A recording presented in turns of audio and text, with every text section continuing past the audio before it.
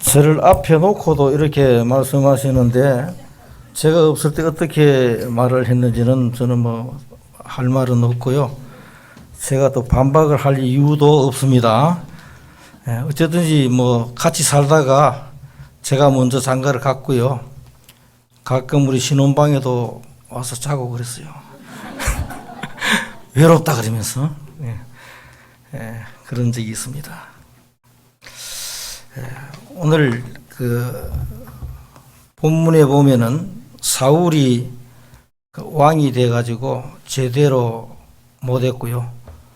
그래서 이제 사울을 폐위시키면서 사무엘을 통해서 하나님 주신 말씀입니다. 왕이 제대로 못했기 때문에 하나님의 마음에 맞는 사람을 왕으로 정했다라고 하는 거죠. 시편 89편 20절 21절에 보니까 내가 내 종 다윗을 찾아 나의 거룩한 기름으로 부었도다. 내 손이 저와 함께하여 경고히 하고 내 팔이 그를 힘이 있게 하리로다 라고 했습니다. 사도행전 13장 22절에는 다윗을 왕으로 세우시고 증거하여 가라사대 내가 이새의 아들 다윗을 만나니 내 마음에 합한 사람이라 내 뜻을 다 이루게 하리라 이렇게 말씀합니다. 말하자면은 다윗은 하나님의 마음에 맞는 사람이었다. 하나님의 마음에 드는 사람이었다. 하나님이 축복하시고 하나님이 쓰시고 싶은 사람이었다라는 그런 말이죠. 이 말씀을 읽으면서 저는 저 자신을 한번 생각해 봤습니다. 과연 하나님의 마음에 맞을까? 아무리 생각해 봐도 솔직히 객관적으로 볼 때에 하나님의 마음에 맞을 게 별로 없을 것 같아요. 그런데도 하나님이 저를 쓰시는 것은 확실하다. 그래서 별로 마음에 안 맞는 놈을 쓰기 위해서 하나님은 요리 굴리고 조리 돌리고 결국은 브라질에서도 세아라까지 귀양을 보내신 것 아닌가. 그러면서 거기서 또 이제 다듬어서 하나님이 쓰시려고 그렇게 하시는 것 같아요. 그래서 이제는 옛날 같이 좀 안 그렇습니다. 많이 좋아져서 김영재 목사님이 이렇게 말씀하셔도 그냥 그렇게 할 정도로 많이 부드러워졌어요. 제가 봐도 집사람 눈으로 보세요. 굉장히 좋아졌답니다. 그렇게 살고 있습니다. 이 브라질이라고 하는 동네는 좀 특이한 동네입니다. 세계에서도 어느 나라 사람도 이해할 수 없는 참 불가사의한 나라가 이 브라질입니다. 브라질 국토는 남북 간 합친 거의 한 38배 정도 되고요. 세계에서 가장 큰 5번째로 큰 나라입니다. 그 중에 3분의 1이 이제 보면은 잘 안 나오는데 3분의 1이 아마존 정글 지역이고요.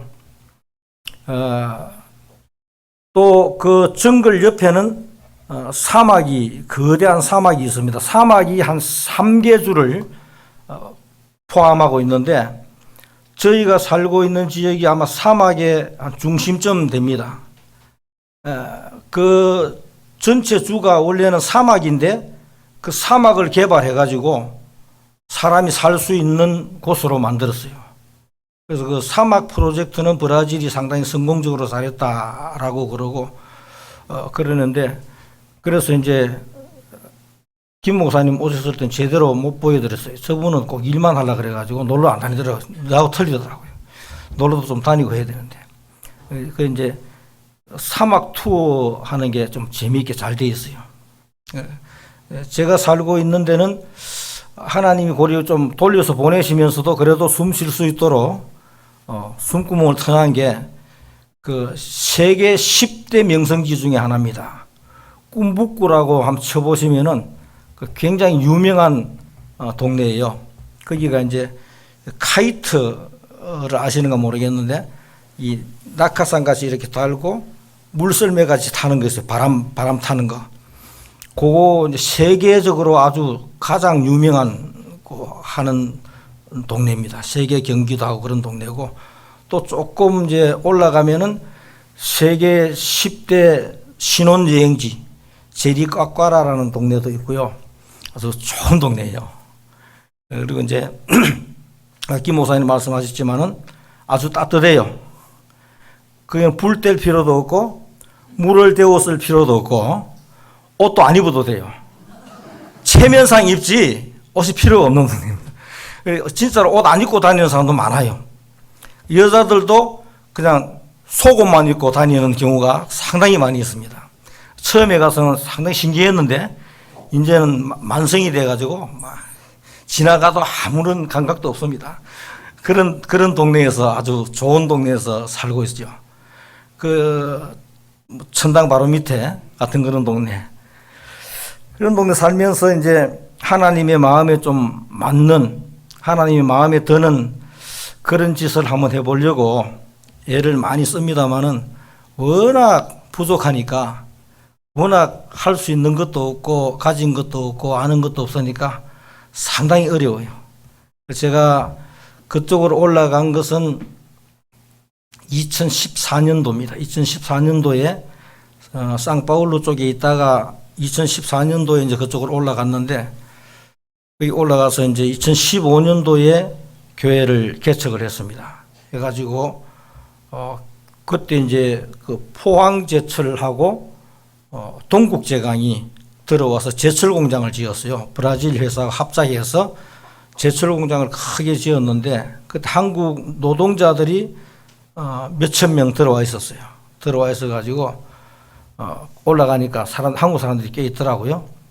그리고 한인교회가 2개가 있는데, 저희는 그 상파울루에서 교포 목회를 하면서 워낙 교포들한테 시달려가지고 절대로 교포 목회는 안 할 거다. 교포 교자만 들어도 살이 떨릴 정도로 그렇게 이제 절대로 교포 목회는 안 한다. 그러고 이제 올라갔는데 어느 날 어떤 분이 찾아왔어요. 찾아와가지고 저보고 그래요. 목사님 개척하시죠. 안 한다. 교포 목회는 절대로 안 한다고. 잘 알지도 못하는데 자기는 나를 아는, 나는 그 사람 잘 모르거든요. 내보다 한 살 많은 사람인데 안 한다고 또 왔어요. 안 할 거라고. 나는 교포 목회 할까 하면 여기 말할 거 올긴데 절대로 교포 목회는 안 할 거라고. 또 그리고 여기 교포교회 2개 있는데 내가 또 뭐하려고 하느냐고 돌려보냈어요. 또 한 사람 더 데리고 왔어요. 2부부가 4명이 와가지고는 그래요. 목사님, 이 교회가 이 교회도 있고 저 교회도 있는데 이 교회도 못 가고 저 교회도 못 가는 사람들이 있어요. 목사님 하셔야 돼요. 이러는 거예요. 안 한다고. 그러니까 이 양반이 하는 말이, 목사님이나 저는 이제 그때는 60 전이니까 60이 다 돼 가는데 일을 하면 몇 년이나 하겠어요. 이래요. 그 말 들으니까, 그럼 가만 계산해 보니까, 진짜 몇 년 안 남았어요. 제가 아시겠지만, 제가 이제 김영재 목사님하고 나이가 이제 아마 비슷하거든요. 똑같지는 않아요. 좀 비슷한데, 저 57년생인데, 예. 제가 생일이 조금 빨라요. 그러니까 비슷하죠. 똑같지는 않죠. 그래서 이제, 그 소리 들으니까 좀 찔끔해요. 이게 진짜 뭐 찬밥 더운 밥 가리고 이것저것 뭐 내 입맛에 맞는 목회 선교를 하는 게 과연 옳으냐. 그 생각이 딱 들어가지고, 회개를 했어요. 그러다가, 그러는 중에 이제 우리 아들을 장가를 보내려고 이리 보냈잖아요. 보냈는데, 얘가 가서 선 한번 보더니 데리고 왔어요. 그래가지고 우리 며느리 될 아이가 같이 있었는데 그 교회 개척할 거라고 이제 자리 알아보러 다니는데 어느 날 그래요. 아버님, 알루게라는 말이 무슨 말이에요? 이래요. 알루게라는 말이 임대라는 말이거든요. 그 임대한다 그러는데 주역이 하나 있던데 이러는 거예요. 나는 그거 못 봤거든요. 그런데 그래 가서 보니까 해변가에 아주 멋진 건물이 하나 있어요. 옛날에 이제 그 관광 호텔 하던 건물인데 앞에 큰 건물이 이제 중앙에 큰 쇼핑하던 건물이 하나 있고 양쪽 가해로 이제 조금 작은 건물이 하나 있고 뒤에는 이제 한국의 연립같이 2층으로 쭉 이래가지고 한 70가구 정도 들어갈 수 있는 그런 아파트 같이 지어가지고 해놓은 그런 호텔이에요. 그 호텔이 그 사고가 나가지고 몇 년 전에 망했대요. 망해가지고 비어 있는 자리인데 거기를 이제 첫 번째 건물 그 사무실동 하던 건물을 임대를 이제 계약을 해가지고 들어갔습니다. 들어가가지고 이제 일을 하는데 그 한인들도 좀 오고 브라질 사람들도 좀 오고 예배를 드렸어요. 한 1년 지났는데 경찰하고 또 뭐 이상한 사람들이 왔어요. 와가지고는 책임자가 누구냐 그래 나다 그러니까 여기 있으면 안 된대요. 무슨 말이야? 임대 계약회가 들어왔는데 왜 그러냐 그러니까 계약서 보자 그러더라고요. 계약서 보더니 맞는데 이 건물이 그 차압이 들어와서 정부에서 이 압수를 하기 때문에 비워야 된대요. 그 주인이 이제 빚을 많이 져가지고 못 갚으니까 정부에서 그걸 차압을 했대요. 법원에서. 그러면은 언제까지 비워야 되니까 지금 당장 비워야 된대. 당장 비울 수는 없고 좀 시간을 좀 주면 알아서 하겠다고. 그래가지고 이제 해놓고는 이사를 가려고 생각을 했는데 가만히 보니까 다른 사람 이사 안 가요. 아파트에 있는 사람들. 그리고 이사를 안 가길래 안 갔어요. 지금까지 안 가고 있는데. 그래서 그 임대료는 어디로 내면 되죠? 그러니까 임대료는 필요 없고 비워야 된다 그래가지고 임대료도 안 내고 주도 안 받겠다는데 어떻게 안 내고 지금까지 아주 내 건물 같이 쓰고 그 옆에 그 이제 호텔가 있었는데 빈 땅이 넓어요. 막 길같이 돌 박아가지고 해놨는데 저는 거기에다가 이제 흙을 사다 부어가지고 밭을 만들었어요. 텃밭이 한 20평 되게 해가지고 야채도 심어 먹고 고추도 심어 먹고 그렇게 재밌게 살고 그런 거 이제 또 뜯어가지고 우리 집 사람 막 그 브라질 교회도 막 한국 음식을 만들어가지고 막 김치 같은 거 먹으라 그러고 막 그렇게 살고 있습니다. 근데 이제 아주 재미있게 했는데 그 코로나가 들어오면서 예배를 못 드리게 했잖아요. 예배를 못 드리게 하고 교회 못 모이게 하니까 비대면 예배 영상으로 이제 했는데 영상 예배를 우리는 조금밖에 안 했어요. 오래 안 했어요.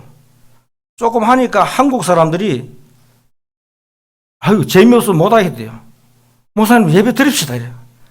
그럼 합시다 그러면 하지 뭐.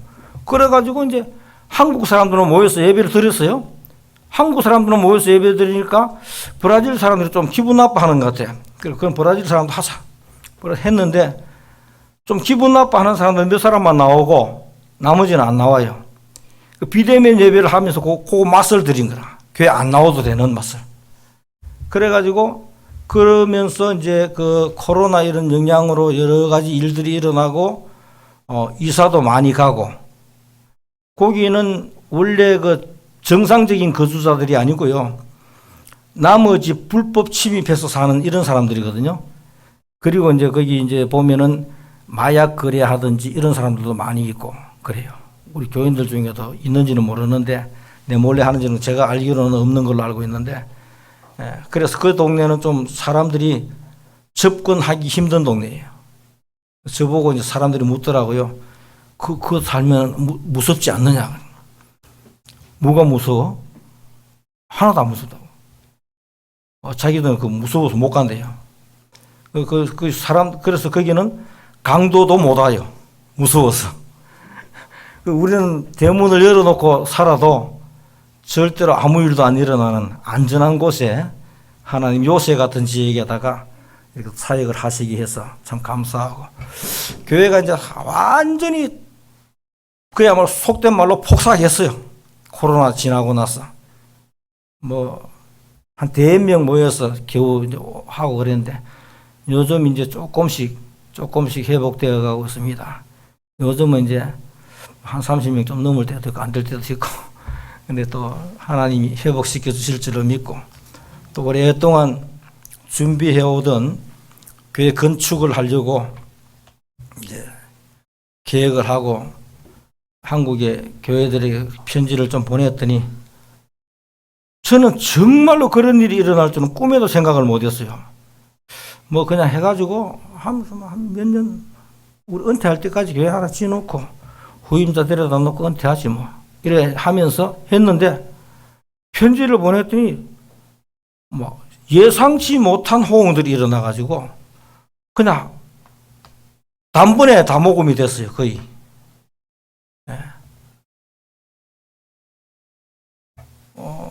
김 목사님이 이제 얘기를 했는데, 주께서 은혜 주셔서 이제 선교 중앙교회만 하면은 이제 교회가 이제 다 돼요. 근데 이 브라질을 정말로 이해를 할 수가 없다 그랬죠. 용사 이제 다시는 이 얘기 안 할 건데, 제가 선두교회에서 선교사로 파송받았잖아요. 그 선두교회에서 제가 말하자면 잘렸잖아요. 그 잘린 이유가 뭐냐면은 브라질 상황을 이해를 못해서 그래요. 김 목사님 같이 그래도 한번 왔다만 가도 냄새를 좀 맡으면 알거든요. 저 한국 사람들은 그걸 전혀 이해를 못하는 거예요. 그때 이제 피라시카바라는 상파울루 근교에 건물이 있었는데 그걸 팔고 올라가기로 했는데, 그게 빨리 처분이 안 돼가지고 늦게 가니까 선교사 저거 올라가기 싫어가지고 개기는 거다 이래가지고 자른 거거든요, 속된 말로. 근데 그 브라질 상황을 전혀 모르는 거예요. 지금도 이제 건축원금을 하신 교회들 잘못하면 오해하기 굉장히 좋아요. 선교사 저거 지주문이 집어넣고 건축 안 하는 거 아이가, 이런 생각할 수 있어요. 왜냐하면 건축원금이 작년에 다 완료됐거든요. 벌써 거의 한 1년 다 돼 가는데 그 시작도 안 했어요. 근데 건축 허가를 이제 신청을 하는데, 처음에는 타당성 그 건축 그 조사를 해서 이제 허락을 해줍니다. 그러면은 설계도를 그래가지고 넣으면은 그걸 보고 이제 오케이 해주거든요. 그러면 시작하는 거예요. 근데 그 처음에 허락 맞는데 서류를 가지고 가서 물으니까 한 달이면 된대요. 한 달이면 된다는 말은 한국식으로 한 달은 아니고요. 그 사람들 오라리오 꼬멜시아오라 그래요. 오라리오 꼬멜시아오라 그래가지고 그 말하자면 상용 시간, 한국으로 치면 상용 시간. 그러니까 그러니까 일주일이 7일이잖아요. 그런데 브라질은 주 5일 근무란 말입니다. 그러면 일주일 5일로 잡아서 30일은 6주 30일이에요. 거의 한 달 반 정도 되는데, 그래, 한 달 반이면 나온다 생각하고 있는데, 그게 언제 나왔냐, 한 7개월 걸렸어요. 이 사람들 말은 절대로 믿으면 안 돼요. 예를 들어서 전도를 열심히 합니다 해가지고, 내가 이번 주에는 꼭 교회 갑니다. 안 와요. 절대로 안 와요. 이 사람들은 약속을 하는 거는 그 자리를 떠나기 위한 거지, 그 약속을 지키기 위한 거라고 우리는 아직도 저는 착각을 하거든요. 25년 넘게 살았는데 아직도 착각을 하는데,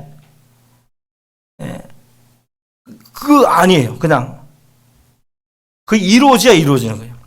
그 정부에서 하는 행정도 그런 거죠. 한 달 후에 된다 그랬는데 돼야 되는, 그 한 달이 6달이 될 수도 있고 1년이 될 수도 있고. 그래가지고 그 건축 설계사한테 이제 설계를 의뢰를 해가지고 설계를 하는데, 그 설계하는데 2-3달 걸려요.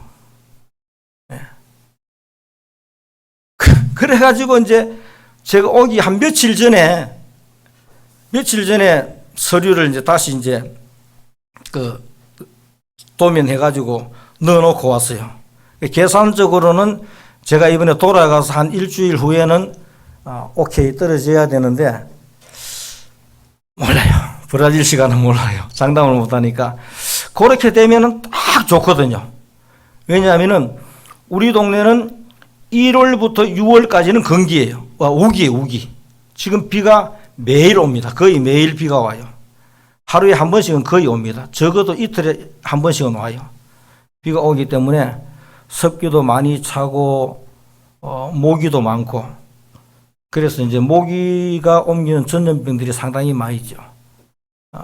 댕기, 시kungunya, 말라리아 이런 거, 그런 것들이 이제 많이 좀 어렵고, 또 물이 좀 안 좋아요. 물이 이제 수도가 안 들어오거든요. 수도가 안 들어와가지고 우물을 파서 그 물을 쓰는데 지하수를 파려면 돈이 많이 드니까 그냥 이제 얕은 우물 파면은 물이 흐리고 이제 막 냄새도 나고 막 그래요. 그래서 저는 처음에 가서 보니까 너무 그래가지고 샤워를 못 하겠더라고요. 그래서 그 필터를 달았어요. 물 필터를, 여과기를 한 두 개를 거치니까 조금 쓸만해요. 그래서 저는 그래도 이제 물을 깨끗하게 만들어서 거기에다 클로로칼키를 이제 물탱크에 넣어놓고 그렇게 소독을 해서 그렇게 쓰니까 돼요. 되고 그러는데 어쨌든 말이 이상 겉으로 나갔네. 그래가지고 이제 기다리고 있습니다. 이번에 가서 지금 이제 허가가 나오면은 딱 건기에 다음 비 오기 전에 적어도 지붕까지는 하면은 안에는 비 와도 괜찮으니까 할 수 있으니까 천천히 이제 한번 해보려고요. 이제 25년 했고 이제 지금 이제 마지막 선교의 마지막을 건축 하나 하는 걸로 해서 후임자에게 깨끗이 물려주고 한국으로 오든지 다른 동네 가서 살든지 그렇게 이제 해야 될 것 같습니다. 또 위에서 기도해 주시고요. 지금까지는 하나님 보시기에 여러 가지 헷갈리기도 하고 그랬습니다. 근데 지금까지 그러면서도 하나님이 저를 인도하신다는 것은 확실하게 느끼면서 살았습니다. 브라질 갈 때에도 아무것도 없이 갔고요. 그야말로 빈손 들고 갔습니다. 선두교회의 부목사로 한 4년 정도 있었는데, 퇴직금 얼마나 되는지도 모르고, 퇴직금 그때 수양관 지을 때 건축원금으로 그냥 드리고, 돈 한 푼도 없이 선교사로 갔어요. 선교비도, 정상적으로 결정을 안 짓고, 그때 IMF 때문에 나가니 못 나가니 하다가 나갔는데, 그때 선두교회에서 1,000불 하고 경양교회에서 50만 원. 그때 고려의 선교사 선교비가 1,500불이었는데 저는 1,500불 안 되게 한 1,300불 정도 이래가지고 갔어요.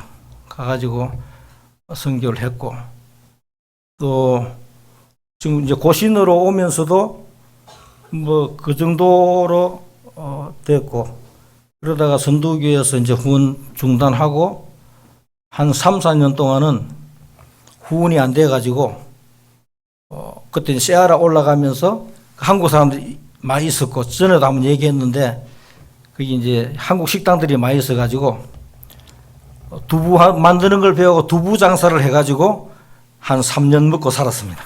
먹고 살고 선교도 하고 그렇게 했고요. 그렇게 하다가 이제 그 두부 장사 끝나니까 모금이 좀 돼가지고 지금 이제 밥 먹을 정도는 선교비가 오고요.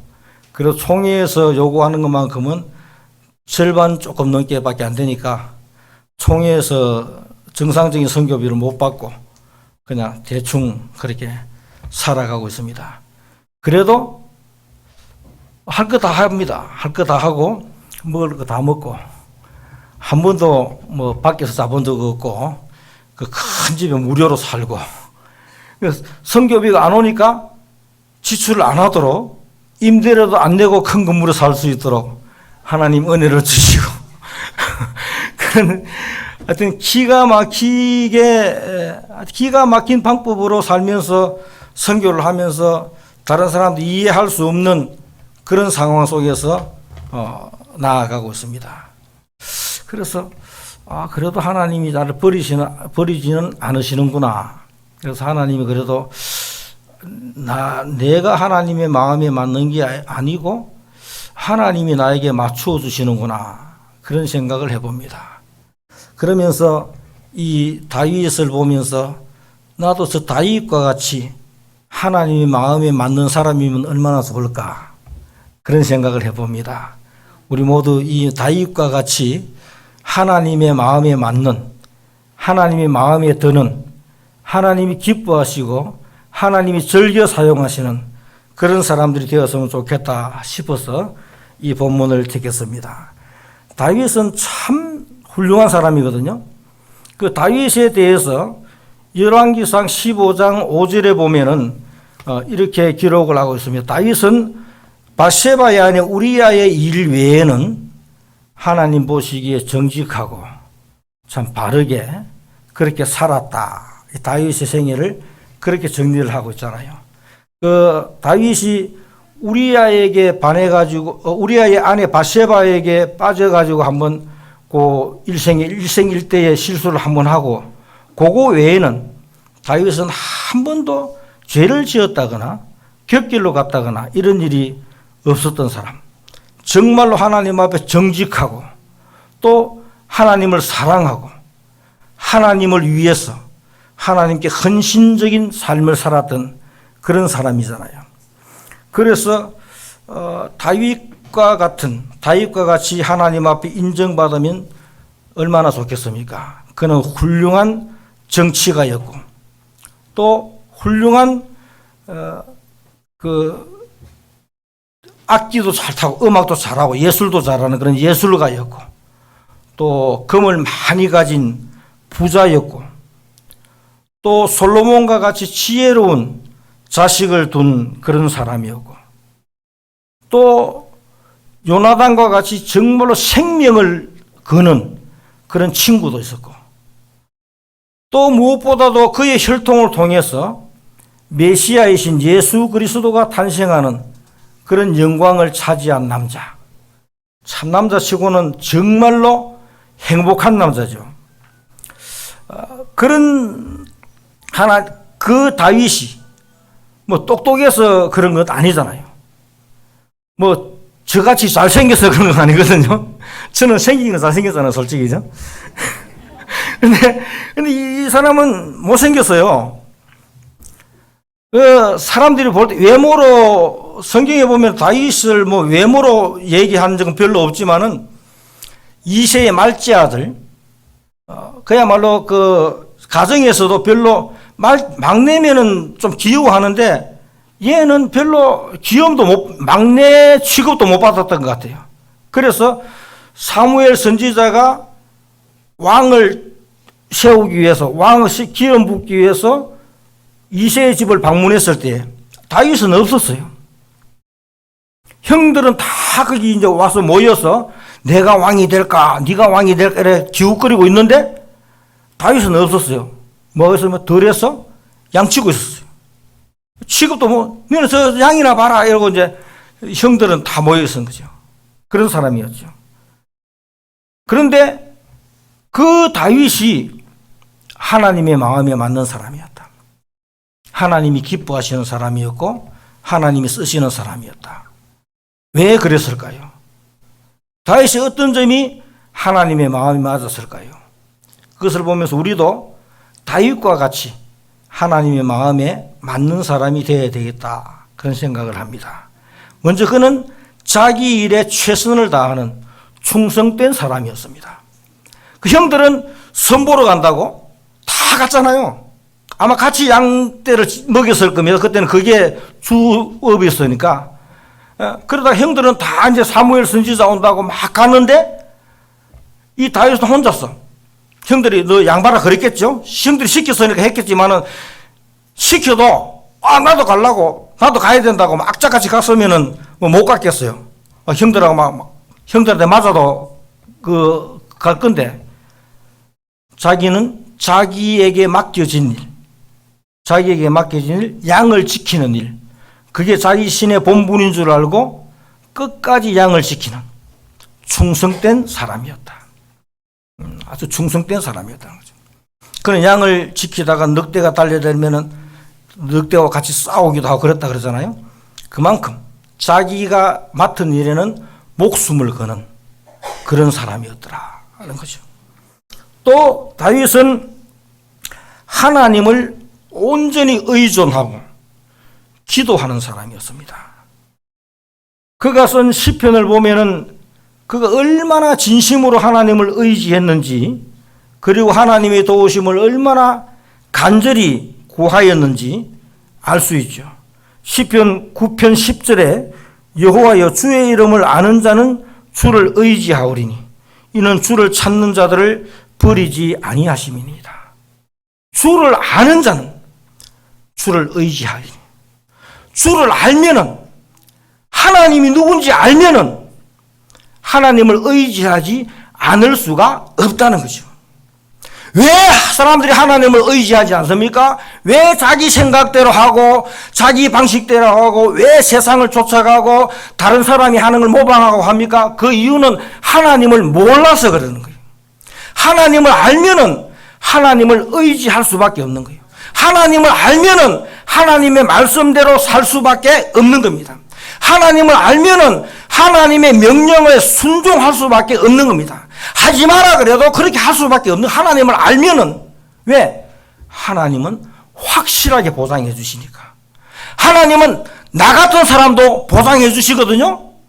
하나님은 나 같은 사람도 일을 시키시고 나 같은 사람에게도 모금할 수 있는 능력을 주시고 교회도 건축할 겁니다. 예. 하나님은 확실히 보장해 주세요. 그는 하나님을 아는데 어떻게 하나님을 의지하지 않을 수가 있겠습니까? 그래서 다윗은 하나님을 의지하는 사람.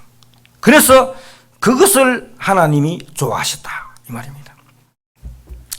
또 하나는 다윗은 하나님의 전을 세우기 위해서 일생을 바친 사람입니다.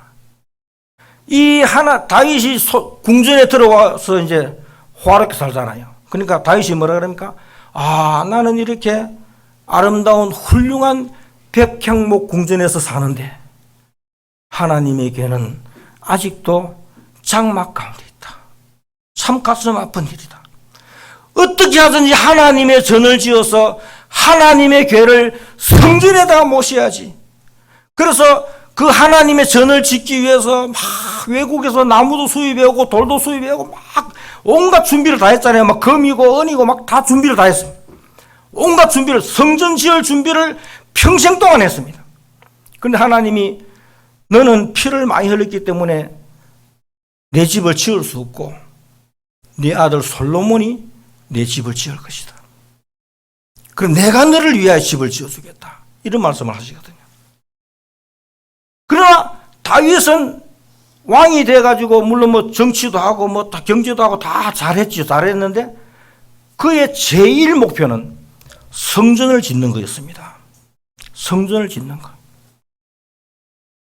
그 성전을 지어서 하나님의 궤를 모시는 것. 그것이 그의 제일 목표였고 평생 목표였습니다. 그래서 다윗이 다 준비를 했고 솔로몬이 성전을 지었지만 실질적인 건축가는 다윗이죠. 다 준비해 놓은 거, 아버지가 다 해놓은 거 솔로몬이 그냥 완성시킨 거예요. 얼마나 하나님을 사랑했습니까? 여러분, 우리 삶의 목표가 무엇입니까? 무엇을 위해서 삽니까?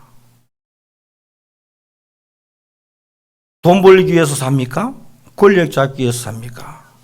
지식을 축적해서 자랑스러운 사람이 되기 위해서 삽니까? 왜 교회를 나옵니까? 왜 예수를 믿습니까? 복 받으러 옵니까? 병 고치러 옵니까? 자식들 위해서 옵니까? 가문을 위해서 옵니까? 아니잖아요. 주의 전을 건축하기 위해서, 주의 전을 세우기 위해서. 그렇죠? 교회를 그리스도의 몸이라 그러잖아요. 교회가 그리스도의 몸이잖아요. 그렇죠? 교회는, 예수는 교회의 머리잖아요. 우리는 그 몸에 붙은 지체잖아요. 무엇이 중요합니까? 내가 중요합니까? 내 자식이 중요합니까? 부모가 중요합니까? 무엇보다 중요한 몸이 있어야 손도 있고 발도 있죠. 몸이 없는 눈 혼자서 뭐 할 겁니까? 교회가 있어야 내가 있는 겁니다. 우리는 교회를 위해서 살아야 됩니다. 주를 위해서 살아야 된다는 말이죠. 그러면 손이 몸을 위해서 수고하고, 눈이 몸을 위해서 지켜주고, 모든 기관이 몸을 보호하면 몸은 모든 기관에 힘을 공급해서 모든 기관들이 활발하게 움직일 수 있는 능력을 공급하지요. 이게 교회의 원리죠. 그렇죠? 교회가 잘 되면은 성도도 잘 됩니다. 그래서 어쨌든지 우리가 교회라 그럴 때 전체적인 우주적인 교회, 그죠? 예수 그리스도를 머리로 하는 전 세계 교회, 그게 하나가 돼야 되고, 또 하나님이 주신 지교회, 내가 몸담고 있는 지교회를 위해서 최선을 다해서 헌신할 때에 내 가정도 잘 되고, 내 사업도 잘 되고, 내 개인, 내 자식도 다 그냥 자동으로 잘 되는 거예요. 그런 원리를 따라서 살아야 된다는 겁니다. 하나님의 전을 세우기 위해서 살면은 하나님이 우리에게, 다윗이 여호와의 전을 짓기 위해서 그렇게 헌신하니까 하나님이 내가 너를 위하여 집을 세울 것이다, 너의 집을 세워주겠다라고 하시는 것과 같은 원리죠. 오늘 사랑하는 우리 선교중앙교회 성도 여러분, 참 부족한 종을 위해서 늘 기도해 주시고, 또 필요한 것들 보내주시고 너무너무 감사합니다. 참 여러 가지로 부족하고 여러 가지로 모자라지만은 주의 은혜 안에서 주님의 인도를 받으면서 나름대로 최선을 다하려고 애를 쓰고 있습니다. 계속해서 기도해 주시고, 우리 모두 무엇보다도 하나님의 마음에 맞는 그런 사람, 하나님의 인정을 받는 사람들이 되기를 주님의 이름으로 축원합니다. 하나님 아버지 감사합니다. 다윗을 볼 때에 하나님 마음에 맞았다고 했습니다. 우리도 하나님의 마음에 맞는 사람들이 되게 하여 주시옵소서. 주님이 맡겨주신 일을 최선을 다해서 감당하는 충성된 사람들이 되게 하여 주시고, 또 주님이여, 우리가 주님께로부터 받은 사명을 감당함에 있어서 늘 주님만 의지하고, 또 주의 전을 위하여, 주의 몸된 교회를 세우기 위하여 우리의 모든 것을 투자하고, 또 우리의 전력을 기울이는 신실한 믿음의 사람들이 되게 하여 주옵소서. 부족한 종을 세아라로 보내주시고, 또 우리 선교중앙교회의 파견 선교사가 되게 하시고 함께 할 수 있도록 은혜 주신 것을 감사합니다. 영으로 교통하며 늘 주님 안에서 함께 협력해서 주님의 선한 사역을 이루어 나갈 수 있도록 은혜를 더하여 주시고, 특별히 세우신 우리 김영재 목사님 능력의 장중에 붙들어 주시고, 또 주님을 사랑하는 그 귀한 마음을 통하여서 세계 선교의 앞장이 되는 그런 우리 선교중앙교회가 되게 하여 주시고, 우리 장로님들과 집사님들, 우리 모든 성도들 가정과 산업과 직장에 주님이 넘치는 은혜를 허락하여 주옵소서. 예수님의 이름으로 기도하옵나이다. 아멘.